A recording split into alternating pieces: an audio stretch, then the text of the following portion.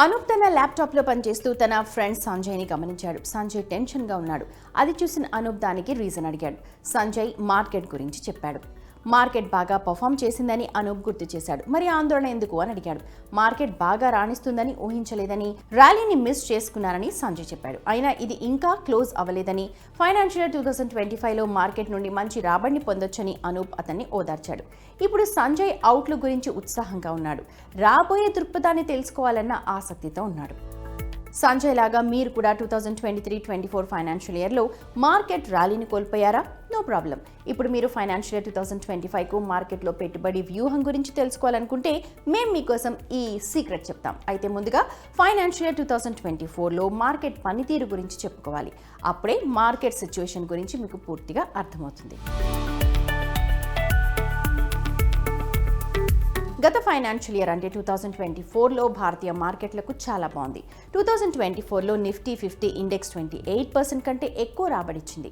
ఇది ప్రపంచంలోనే అత్యుత్తమ పనితీరు కనబరిచిన మార్కెట్లలో ఒకటిగా మిగిలిపోయింది.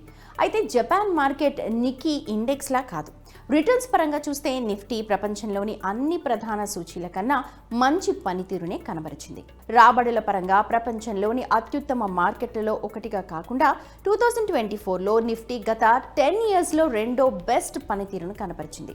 ఫైనాన్షియల్ ఇయర్ 2021లో దాదాపు 71% రాబడుల తర్వాత చూస్తే ఒక దశాబ్దంలో నిఫ్టీ బెస్ట్ పనితీరు ఇదే అని చెప్పాలి. ఇక నిఫ్టీతో పోలిస్తే మిడ్ క్యాప్, స్మాల్ క్యాప్ సూచీల రాబడులు మరింత అద్భుతంగా ఉండడానికి కూడా మనం గమనించాలి. అంటే దిగ్గజాల కంటే చిన్న మధ్య తరహా స్టాక్ల ఇండెక్స్ పనితీరు చాలా బాగుంది. 2024 టైంలో పవర్, రైల్వే, ప్రభుత్వం, క్యాపిటల్ గూడ్స్ లాంటి థీమ్లు చాలా యాక్టివ్గా ఉన్నాయి. ఇందులో ప్రజలు చాలా డబ్బు సంపాదించారు. ఈ థీమ్లు చాలా ఏళ్లుగా అంత బాగా పర్ఫామ్ చేయలేదు. ఇక 2024లో మంచి పనితీరు కనబరుస్తున్న రంగాల జాబితాలో రియాలిటీ ఇండెక్స్ పేరు గోల్డెన్ లైన్స్తో రాయొచ్చు. గత ఫైనాన్షియల్ ఇయర్లో ప్రతి ఇండెక్స్ సానుకూల రాబడులను అందించిన రియల్ ఎస్టేట్ ఇండెక్స్లో 2 టైమ్స్ కంటే ఎక్కువ జంప్ కనిపించింది.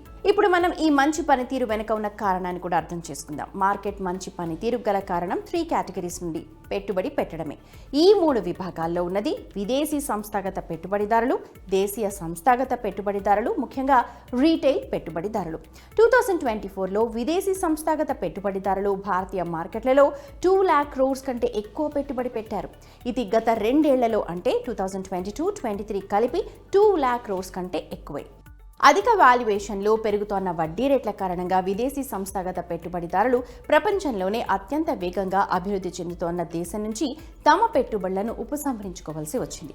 కానీ ఇప్పుడు ప్రపంచవ్యాప్తంగా ద్రవ్యోల్బణం తగ్గుదల తర్వాత స్థిరత్వం వచ్చింది. అదే సమయంలో దేశీయ సంస్థాగత పెట్టుబడిదారులు గత 3 ఆర్థిక సంవత్సరాలుగా 2 లక్షల కోట్లకు పైగా నిరంతరం పెట్టుబడి పెట్టారు. మ్యూచువల్ ఫండ్స్ గురించి పెరుగుతోన్న అవగాహన, మార్కెట్ మంచి పనితీరు కారణంగా సిస్టమాటిక్ ఇన్వెస్ట్మెంట్ ప్లాన్ అంటే SIP ద్వారా పెట్టుబడులు వస్తున్నాయి. ఇవి నిరంతరం పెరుగుతున్నాయి. దేశంలో మ్యూచువల్ ఫండ్ సంస్థ అయిన AMFI ప్రకారం జనవరి 2024 వరకు సుమారు 8 కోట్ల SIP ఖాతాలు చురుగ్గా ఉన్నాయి. ఫిబ్రవరి నెలలో SIP ద్వారా పెట్టుబడి సంఖ్య మొదటిసారిగా 19,000 కోట్ల రూపాయలను దాటింది. ఇది మ్యూచువల్ ఫండ్ కంపెనీల లిక్విడిటీని పెంచింది. ఈ డబ్బుని మార్కెట్లో పెట్టుబడి పెట్టడంలో వారికి ఆప్షన్స్ చాలా తక్కువగా ఉన్నాయి. కోవిడ్ టైం తర్వాత మార్కెట్లో కొనసాగుతున్న మంచి పనితీరు రీటైల్ ఇన్వెస్టర్లలో విశ్వాసం, ఉత్సాహాన్ని పెంచింది. NSE డేటాని కనుక చూస్తే 2019 నుండి 2023లో అంటే 5 ఇయర్స్లో 12 crore మందికి పైగా కొత్త ఇన్వెస్టర్స్ నమోదు చేసుకున్నారు. ఈ కాలంలో నిఫ్టీ 104% రాబడిచ్చింది.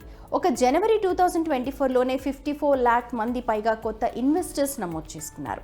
డేటా ప్రకారం రీటైల్ పెట్టుబడిదారులు మొత్తం 30 lakh crores విలువైన షేర్లను కలిగి ఉన్నారు. ఇది మార్కెట్లో జాబితా అయిన కంపెనీల మొత్తం విలువలో 7.7%. देखिए निफ्टी के जो प्रदर्शन के पीछे का रीजन है वो कहीं ना कहीं से इकोनॉमी की ग्रोथ है। दूसरी तरफ है कि जो रिटेल इन्वेस्टर का पार्टिसिपेशन बढ़ा है, FIIs का इंटरेस्ट यहाँ पर बढ़ा है। और ओवरऑल अगर डीमैट अकाउंट का सिर्फ एक कंपैरिजन करें, जैसे कि हाँ इस समय भारत में 14 करोड़ करीब डीमैट अकाउंट खुल चुके हैं, जिनमें से कि 1 करोड़ जो है वो एक्सक्लूसिव यूजर्स यहाँ पर निकल कर देखने को मिले हैं। IPO मार्केट ने एक बेहतरीन रिटर्न यहाँ पर दिया है और पूरी तरह से इकोनॉमी पटरी पर है। तो मोदी जी की सरकार में जो चेंजेस देखने को मिले, उसका इम्पैक्ट अब स्टॉक मार्केट में देखने को मिल रहा है। दूसरी तरफ अगर देखते हैं तो दूसरी कंट्रीज में ये सारी प्रॉब्लम्स जो हैं वो अभी सॉल्व नहीं हुई। जैसे इंटरेस्ट रेट लेकर के यूएस परेशान है, साथ ही इन्फ्लेशन से अभी यूएस वहां पर ज्यादा परेशान है।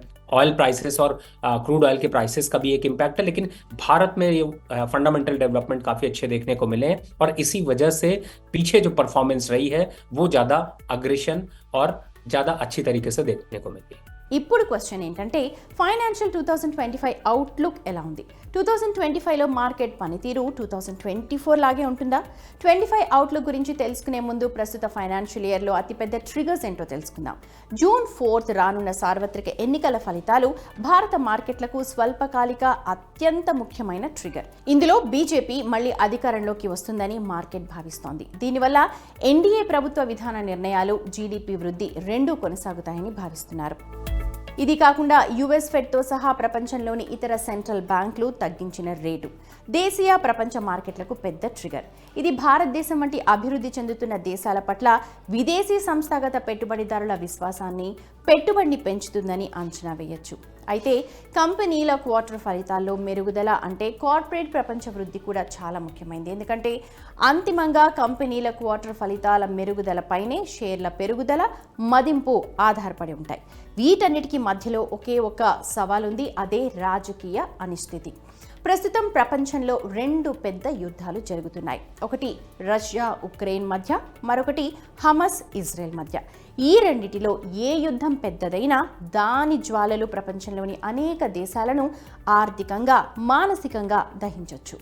देखिए, इस समय अगर FY25 के लिए अगर देखा जाए तो निफ्टी काफी तेजी से बुलिश रहेगा और इनफैक्ट ये कहा जाए कि वर्ल्ड मार्केट के कंपैरिजन में अभी निफ्टी या फिर भारत के जो बेंचमार्क इंडाइसेस हैं वो आउट परफॉर्म करते हुए नजर आएंगे। सबसे पहला अगर रीजन यहाँ पर देखते हैं तो जिस तरीके से इलेक्शन ही सबसे बड़ा रीजन है जिसकी वजह से यहाँ पर एक अग्रेसिव अपट्रेंड देखने को मिलेगा। और चूंकि जो अभी एस्टिमेट्स देखने को मिल रहे हैं, जिस तरीके से सरकार कंटिन्यू होने की एक प्रोबेबिलिटी दिखाई दे रही है, उसकी वजह से ही जो है वो मार्केट में एक बुलिशनेस यहाँ पर बनी रहेगी। दूसरी तरफ अगर देखते हैं तो इकोनॉमिक डेवलपमेंट यहाँ पर काफी अच्छे देखने को मिले। पीछे अगर देखा जाए तो डिफेंस, रेलवे, इंफ्रास्ट्रक्चर, इन सब पे बहुत ज्यादा वर्क देखने को मिला है, जिसकी वजह से स्टॉक मार्केट में इन सेक्टर्स ने आउट परफॉर्म किया है। अब ओवरऑल अगर इसको स्ट्रक्चरली समझे तो बैंकिंग और ऑटो सेक्टर भी इसमें इंक्लूड किए जा सकते हैं। तो मुझे ऐसा लगता है कि अगर 2025 के लिए निफ्टी के टारगेट देखे जाएं तो हम जल्द ही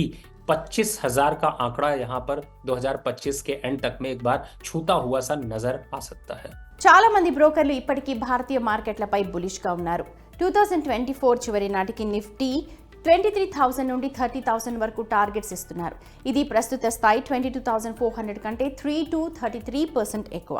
आपके पास अगर एक एग्जांपल लेते हैं कि अगर 100 रुपए हैं तो आपको कम से कम उसमें जो भी आपकी सेविंग है, जो भी आप इन्वेस्टमेंट करने की सोच रहे हैं, उसमें से 10 से 12% हिस्सा, मैं एक बार को एक नंबर ले लेता हूं कि 10% हिस्सा आपको एफडी में रखना चाहिए।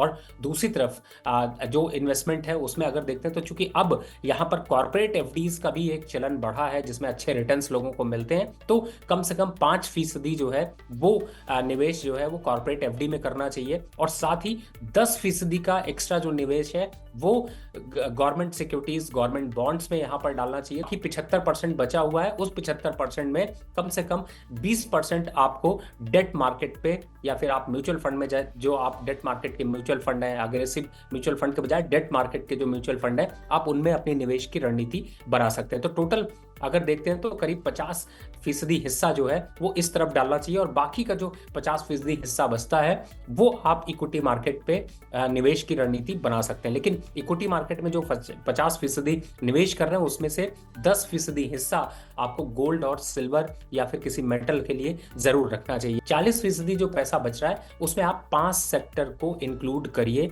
और चूंकि मैंने पहले बताया कि यहाँ पर सरकार की जो स्कीम्स हैं, जो सरकार का जो फोकस है, उन तरीके के स्टॉक्स में यहाँ पर फोकस करना चाहिए। तो पहला, चूंकि पूरा पहिया जो चलता है वो बैंकिंग काउंटर से चलता है, तो आपको बैंकिंग काउंटर यहाँ पर फोकस करना चाहिए, पहला। दूसरा, इस समय गवर्नमेंट का बजट डिफेंस काउंटर की तरफ सबसे ज्यादा पूरे बजट में एलोकेशन होता है, तो डिफेंस काउंटर के शेयर को यहाँ पर आप इंक्लूड कर सकते हैं। तीसरा है रेलवे, और चौथे की तरफ जाते हैं तो इंफ्रास्ट्रक्चर, पांचवें की तरफ जाते हैं तो यहाँ पर आप एनर्जी काउंटर। ఇక సంజయ్ లాగా మీరు కూడా 2025 అంటే ప్రస్తుత ఫైనాన్షియల్ ఇయర్ అవుట్లుక్ ఏంటో, పెట్టుబడి పెట్టడం ద్వారా మీరు ఎక్కడ డబ్బు సంపాదించవచ్చో అర్థం చేసుకోవాలి. కాబట్టి పెట్టుబడి సలహాదారుని సలహా తీసుకోండి. ఈ ఫైనాన్షియల్ ఇయర్కి మార్కెట్ వ్యూహాన్ని రెడీ చేసుకోండి. దీర్ఘకాలికంగా షేర్లలో నేరుగా పెట్టుబడి పెట్టడం రిస్క్ అనుకుంటే పెట్టుబడి కోసం మ్యూచువల్ ఫండ్స్ మార్గాన్ని కూడా ఎంచుకోవచ్చు. అలాగే పోర్ట్ఫోలియోను వైవిధ్యంగా ఉంచడానికి అంటే రిస్క్ని తగ్గించడానికి వివిధ ఆస్తులలో పెట్టుబడి పెట్టాలి.